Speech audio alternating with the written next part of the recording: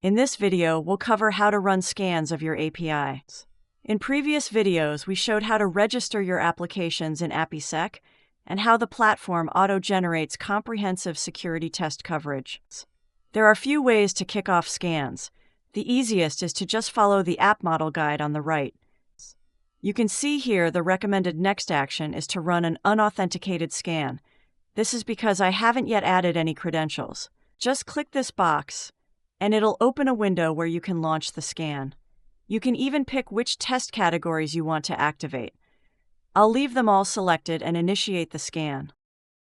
While the scan is running, you'll see a progress bar appear at the top. Scans typically take about a minute to complete, and you don't need to wait. It will run in the background and alert you when it's done. And there you go. The scan has completed, and you'll be able to review the results in the Vulnerabilities and Threat Detections tabs. Check out our next video on how to review results.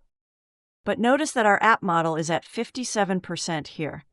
That means we've only unlocked about half of the test coverage.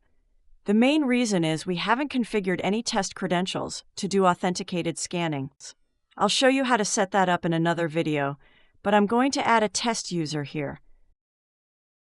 Okay, now we've set up an authenticated user, and notice that our app model has increased to 72%, and the guide is now recommending we run an authenticated scan next.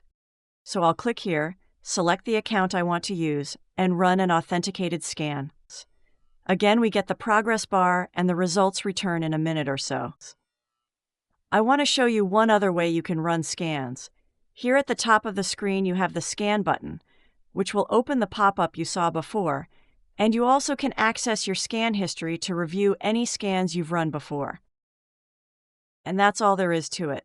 In other videos, I'll show you how to run advanced scans like RBAC testing, BOLA scenarios, and mass assignment.